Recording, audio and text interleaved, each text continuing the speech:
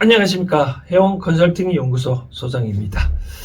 지난번에 주역 방송을 마치고 일주일 쉬고 불교의 현대적 응용하기 차원에서 42장경을 제가 방송을 하겠다고 약속을 한 바 있는데, 약속대로 이번 주부터 매주 금요일 불교의 현대적 응용하기 차원에서 현대적으로 불교 경전 내용을 어떻게 응용하고 어떻게 이제 실천에 옮길까, 그 점에 대해서 이제 방송한다 했는데, 통상적으로 불교 경전은 여러분들이 많이 아시는 것 중에 하나가 맨날 우리가 법회를 할 때 반야심경을 많이 외우고, 또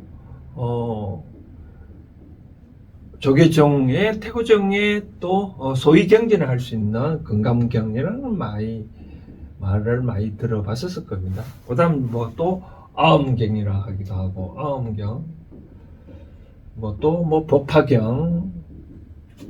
법화경도 있고, 그 다음 또 화엄경도 있고 라고 하는데, 이거는 각각 경 내용들이 부처님이 직접 제자와 부처님 간의 대화를 있었던 대목을 이제 주로 얘기를 해놓은 내용인데, 그러면 왜 42장경이라는 게 뭐냐라고 할 때, 42장경은 지난번에도 언젠가 말씀드렸다시피 어떤 경이 42경이라고 우리가 말을 하긴 하는데, 불설이라 해서 불설 부처님이 말씀하셨다라고 해서, 원칙은 여시하면 나는 이렇게 들었다고 하잖아요, 통상. 근데 불설 42경이라고 나오는데, 이 경이 어차피 이제 부처님을 말씀하신 인도 북부 월지국에서 이제 점점 중국에 전해 들어왔는데, 이게 42경이 건강경처럼 특별히 딱 정해진 건 아니고요. 과거에 전설 따라서 한번 천리에 보면 이런 내용이 있다고 합니다. 한나라 시대, 전한 후한 시대 때 중국에서 이제 불교가 들어왔잖아요. 그죠? 후한 시대 초에 황제가 꿈을 꿔보니까 이 금으로 된 어떤 산신 비슷한 분이 나타났다고 얘기를 한대요. 그래서 이제 꿈을 해석을 해보러 신하들을 하니까 신하가 이런 얘기를 했대요. 저 남쪽에 황금 같은 상, 즉 마음대로 몸을 뜨게도 할 수 있고 그런 분인데, 아마 그분이 부처님인데 다들 부처님이라고 얘기하는데 부처의 꿈을 꾸지 않으실까라고 제자가 신하들이 얘기를 했대요. 그래서 후한의 황제는 12명의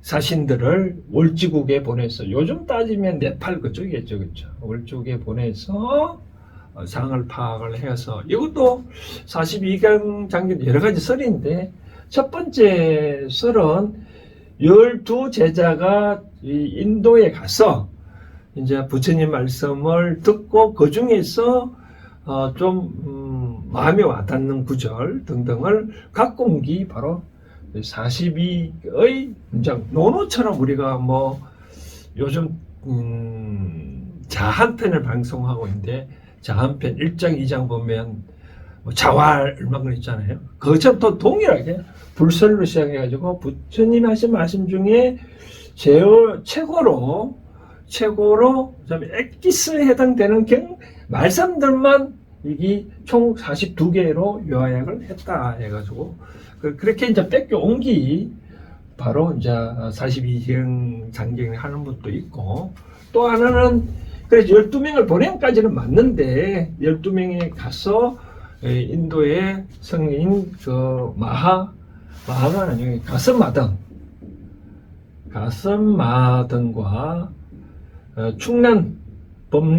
축범난이란 그 인도의 스님을 모시고 왔대요. 그래서 그 나라의 황제가 이분들을 극진히 대답을 하고 이분들이 올 때 경전을 갖고 왔대요. 그 중에 이제 좀 도움되는 경전을 총 4개를 이제 번역을 했는데 그 중에 하나가 이제 42장경이다. 아까는 내용은 동일하게 이렇게 했는데 저도 이제 읽어보니까 주로 이제 출가한 사람들이 어떻게 출가를 생활을 해야 되는가 그런 대목에서 이제 많이 언급을 하는 것 같더라고요.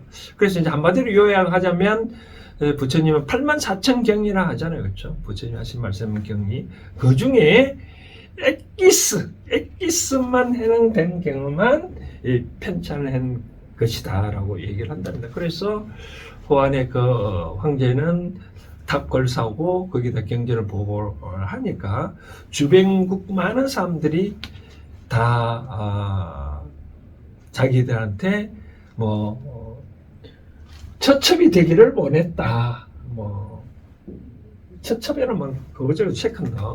그리고 많은 나라들이 복속하기를 뭐 원했다라고 하는 내용인데 아무튼 저는 그렇게 생각합니다. 42장경을 읽어보면 때론 보면 뭐 허무주의에 빠지지 않겠냐라고 생각할 수도 있는데 그거는 기우예요.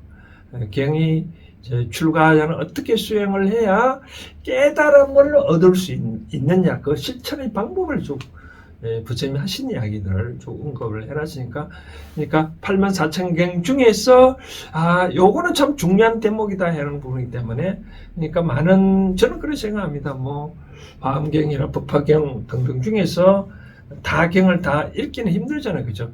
그래서 42장경은 그것만이라도 제대로 해석을 하고 뜻을 알면 불교의 모든 진리를 100%를 100%라고 뭐 가정하기는 그렇지만 불교의 진리를 거의 다 알 수 있지 않겠냐라는 생각이 되어집니다. 그래서 하여튼 42장경은 각 경들 중에서 중요한 부분을 뽑았다라고 했는데 그 중에 하나가 이제 42장경 앞에 전에 총설이라는 부분이 있는데요. 총설.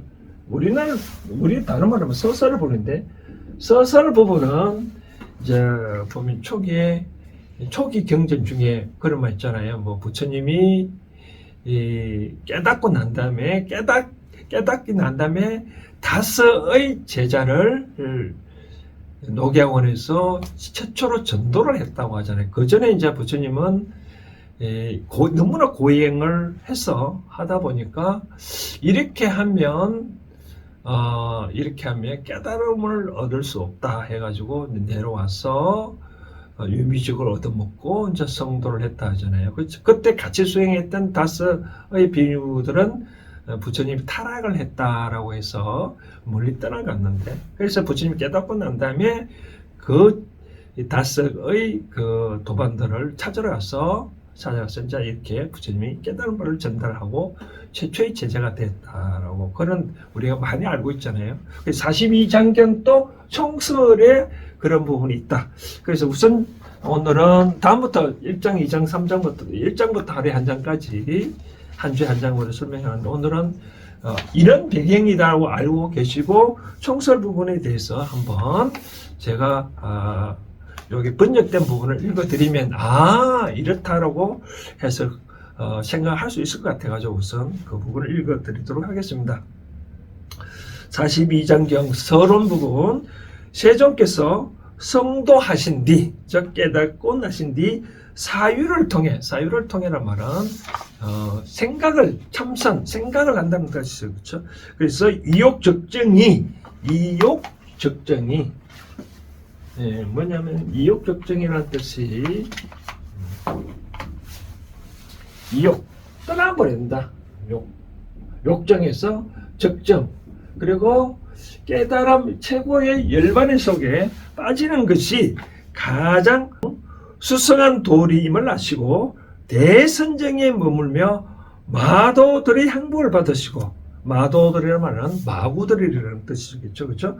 녹야원에서 교진여 등 5사람에게 사제의 법륜을 전하여 도가를 정덕케 하셨다. 깨달은 바를 전달케 하셨다라고 하네요.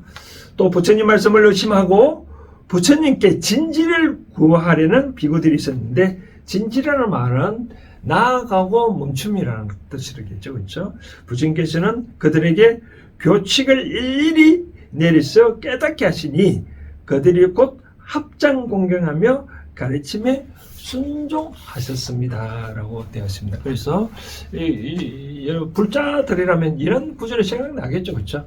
부처님이 깨닫고 난 다음에 이와 같이 녹야원에 교준여 등 5가지 비뉴들과 같이 수행하다가 부처님이 타락했다라고 하고 난 다음에 이제 떠나갔을 때 부처님이 최초로 깨달은 내용을 전달한 분이다라고 다 하시니까 바로 42장경은 이런 식으로 구성을 되어 있다. 쉽게 말해서 각 경전마다 중요한 대목을 아까 이제 우리가 말씀드렸잖아요. 제가 마석가든과 그 축법난이 인도에서 와가지고 최초로 중국에 불교를 전달한 최초로 이렇게 엮은 거다. 뜻대로 따지고 보면 최초의 경전이다 라고 말할 수도 있는 거겠죠. 그렇죠? 그래서 참고를 하셔가지고 앞으로 매번 한 장씩 다른 경전처럼 일일이 해석을 하는 게 아니라 우선 한문으로 된 그 경을 읽어드리고 그걸 또 저 나름대로 해석을 제가 해와서 쭉 한번 읽어드리고 난 다음에 이것은 어떠한 것의 의미인지 또 현실 세계에서 이걸 어떻게 응용할 것인가 그런 중심으로 살펴봐 드리도록 하겠습니다. 그래서 불자가 아니더라도 이걸 한 번 정도 체득을 해 놓으면 많이 도움이 되고 또 불자를 하더라도 뭐 우리 경을 잘 안 보잖아요. 그렇죠? 그래서 42장경 여기만이라도 마음속에 깊이 해 놓으면 진정한 불자이라고 말을 들을 수 있겠다 라고 말씀드리고 싶습니다. 그럼 다음 주부터 42장경 1장부터 매주 한 장씩 또 설명을 해드리도록 하겠습니다.